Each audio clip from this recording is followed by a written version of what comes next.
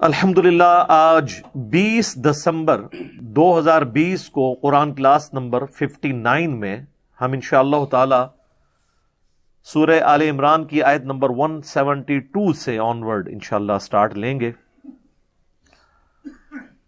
وہی غزوہ احد کی جو کمنٹری ہے اس کا سلسلہ جاری ہے. آیت نمبر 161 سے لے کر 180 تک مسلسل. اسی سلسلے میں ایک اور آیت مبارکہ آ رہی ہے، آیت نمبر 172. اعوذ باللہ من الشیطان الرجیم، بسم اللہ الرحمن الرحیم. الذین استجابوا للہ والرسول، وہ لوگ کہ جنہوں نے پکار سن لی اللہ اور اس کے رسول کی، من بعد ما اصابہم القرح، بعد اس کے کہ ان کو خود بھی زخم لگ چکے تھے. یہ یعنی غزوہ احد کے اندر کئی لوگوں کے قریبی رشتہ دار بھی شہید ہوئے.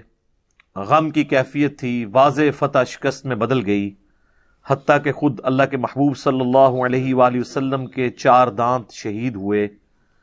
خون کا ایسا فوارہ چھوٹا کہ آپ علیہ السلام کی شہادت کی افواہ بھی پھیل گئی.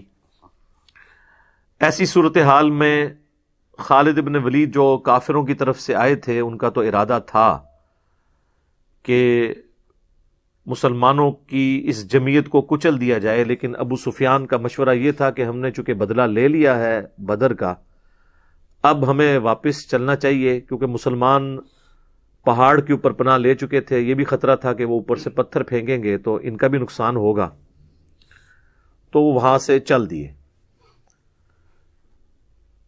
پیچھے کتنے مسلمان شہید ہو چکے تھے، غم کی کیفیت تھی.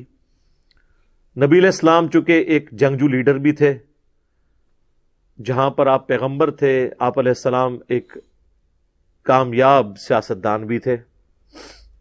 آج تو سیاست بدنام ہو چکی ہے، حالانکہ یہ تو اسلام کا حصہ ہے. جدا ہو دین سیاست سے تو رہ جاتی ہے چنگیزی. تو نبی علیہ السلام کا ایک ویژن تھا کہ کہیں ایسا نہ ہو کہ ہماری اس کمزوری سے فائدہ اٹھاتے ہوئے کافر واپس آ کے پھر دوبارہ مسلمانوں پہ حملہ کر دیں. اور واقعی آپ علیہ السلام کی یہ اسیسمنٹ درست تھی. تھوڑی دور واپس جانے کے بعد ابو سفیان کا ارادہ بھی ہوا کہ ہم واپس آ کے تو ان کا قلعہ کما مکمل طور پہ کر دیں. اور یہاں نبی صلی اللہ علیہ وآلہ وسلم نے دوبارہ سے ندا لگائی تو 70 اصحاب ایسے تھے جو والنٹیئرلی تیار ہوئے اس بات کے لیے کہ ہم اب کافروں کے پیچھے جائیں گے، تاکہ اگر ان کے کہیں دماغ میں بھی واپس آنے والی بات ہے نا تو وہ روب کھا جائے کہ یہ ہمارے پیچھے آ گئے. مراد یہ کہ یہ ہم سے اب بدلہ لینا چاہتے ہیں تو ان پہ روب بیٹھ جائے. اب یہ بڑا اچھا مشورہ تھا نبی علیہ السلام کی طرف سے. تو 70 اصحاب تھے جنہوں نے لبیک کہا اور نبی علیہ السلام نے ان کا قافلہ روانہ کیا. اسی کانٹیکسٹ میں صحیح بخاری میں ایک حدیث موجود ہے. سیدنا عروہ ابن زبیر رحمہ اللہ تعالی، جو سیدہ عائشہ کے بھانجے ہیں، حضرت عبداللہ ابن زبیر صحابی کے بھائی ہیں چھوٹے، اور حضرت زبیر عشرہ مبشرہ کے بیٹے ہیں. ان سے اماں عائشہ فرمایا کرتی تھی کہ تمہارے دونوں باپ ان لوگوں میں شامل ہیں جن کے بارے میں قرآن میں سورہ آل عمران کی آیت نمبر 172 میں آیا کہ الذین استجابوا للہ والرسول من بعد ما اصابہم القرح، کہ جنہوں نے اللہ اور اس کے رسول کی دعوت پہ لبیک کہا بعد اس کے کہ انہیں زخم پہنچ چکا تھا. جو 70 کا قافلہ روانہ ہوا کافروں کے پیچھے، ان میں تمہارے دونوں باپ یعنی ابو بکر اور زبیر بن عوام رضی اللہ تعالی عنہما وعلیہم السلام شامل تھے.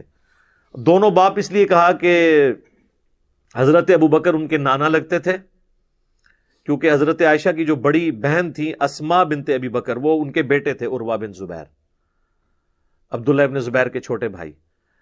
تو نانا ابو بکر اور ان کے جو والد تھے عروہ ابن زبیر کے، حضرت زبیر، وہ تو ان کے باپ ہے ہی تھے، تو کہا تمہارے دونوں باپ ان لوگوں میں شامل ہیں، یہ صحیح بخاری میں حدیث موجود ہے۔ تو انہوں نے پھر پیچھا کیا، اور کافروں کو جب پتہ چلا ہمارے پیچھے آ رہے ہیں تو وہ ظاہر کافر تو کمزور ہی ہوتے ہیں، وہ پھر انہوں نے ارادہ ترک کر دیا۔ البتہ جاتے جاتے انہوں نے ایک چیلنج دے دیا جو احادیث کی کتابوں میں تو نہیں ملتا، لیکن سیرت کی تمام کتابوں کے اندر ملتا ہے، کہ ابو سفیان نے کہا کہ ابھی تو ہم تم سے نہیں لڑتے، لیکن تمہیں چیلنج دے کے جاتے ہیں کہ اگلی دفعہ پھر میچ ڈالیں گے ایک ہم، کیونکہ 2 ہجری میں غزوہ بدر ہوئی، 3 ہجری کے اندر غزوہ احد، تو 4 ہجری کے اندر انہوں نے پلان کیا کہ ہم تم سے ایک اور جنگ لڑیں گے، پھر دیکھیں گے جو جیتا تو وہ جیتا۔ اور یہ جو اس کا چیلنج ہے، اس کا اشارتاً ذکر اگلی آیات کے اندر آ جائے گا، کہ وہ چیلنج بھی نبی علیہ السلام نے قبول کیا، اور 4 ہجری کے اندر آپ علیہ السلام نے صحابہ کرام کو لیڈ کرتے ہوئے ایک پوری فورس بنا کر وہاں جو مقام طے پایا تھا وہاں پر پہنچے، لیکن کافر ڈر کے مارے نہیں آئے۔ اسے بدر صغرا کہا جاتا ہے، یعنی چھوٹی والی جنگ بدر، وہ ہوئی نہیں تھی، جس نے غزوہ تبوک نہیں ہوئی اور وہ رومن امپائر جو ہے وہ بھاگ گئی، یہ بھی بدر ہوئی نہیں تھی، لیکن اسے چھوٹی بدر کہا جاتا ہے کہ یہ نبی علیہ السلام نے ان کا چیلنج قبول کیا تھا، اور یہ 4 ہجری میں ہوا۔ اس سے اگلے سال پھر 5 ہجری کے اندر غزوہ خندق ہوئی، کیونکہ کافر پھر مدینے کا محاصرہ کرنے کے لیے پہنچ گئے، اور وہاں پہ بھی اللہ تعالیٰ نے مسلمانوں کو واضح فتح دی، جس کا ذکر ڈیٹیل کے ساتھ سورۃ الاحزاب میں آئے گا۔ اس سورت کا نام ہی سورۃ الاحزاب ہے۔ الاحزاب کہتے ہیں کئی ایک گروہ، اور وہ ایسی جنگ تھی جس میں کافروں کے تمام گروہ، کرسچنز، جیوز، بت پرست، سب نے مل کے اپنا اپنا حصہ ڈالا تھا کہ مسلمانوں کی جمعیت کو توڑا جائے، اور اللہ تعالیٰ نے مسلمانوں کو فتح دی۔